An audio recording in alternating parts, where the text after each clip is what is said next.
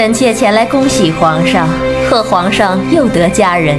笑里藏刀的皇后非常明白皇上的心思，刚进宫的甄嬛不仅仪态万方，还在选秀时那处事不惊的答辩让人眼前一亮。而且皇后还得到眼线的密报，说是皇上在选秀结束以后一直回想之前甄嬛的样子，因此皇后第一时间来讨皇上欢喜。她自己得不到圣宠无所谓，但有新人进宫来分华妃的流量，她倒是非常乐意看见这种情况。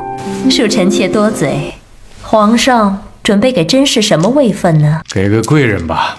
贵人。其实他对皇上给甄嬛的封号很抵触，然而他并没有直接反驳皇上，却细语润无声的委婉表示道：除了前头满军旗的富察氏是贵人，蒙军旗的博尔济吉特氏也是贵人，汉军旗秀女中正好也有2个贵人了。这样一来，皇上自然会问另一个汉军旗女子是谁。接着皇后顺坡下驴的说到沈眉庄，虽然皇上向来重视汉军旗，但有2个汉族女子被册封贵人，很可能让满洲和蒙古的王公大臣不满，毕竟他们才是爱新觉罗家族的倚仗。而皇后的说辞不但有理有据，还没有让皇上产生质疑，不得不说她才是最懂皇上的女人。那就给甄氏正6品常在吧。汉军旗的嘛，入宫位分不宜太高，朕还想给他个封号。一般来说，同品级的妃子有封号的自然比没有封号的尊贵，这分明就是皇上明降暗升的套路。而皇后还想做进一步沟通，便想让内务府先上奏折，然后再做打算。不过皇上却直接表示已经想好了封号，按照正规流程，皇后的做法无可挑剔，但皇上半路截胡属于过分的偏爱，这也足够证明甄嬛在皇上心里的地位。紧接着，皇上在皇后手心里写了一个字：婉。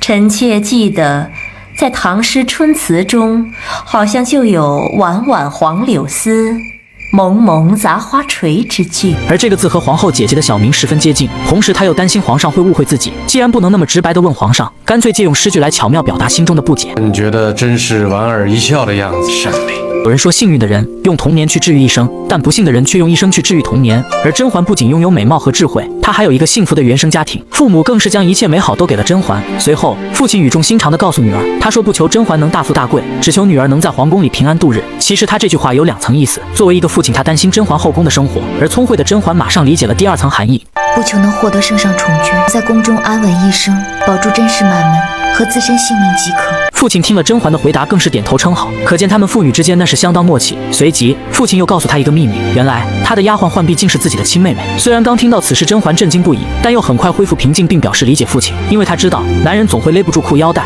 直到甄嬛向父亲保证会照顾好妹妹后，他父亲才将心里的石头落了下来。你要切记，若无完全把握获得皇上恩宠，你可一定要韬光养晦，收敛锋芒。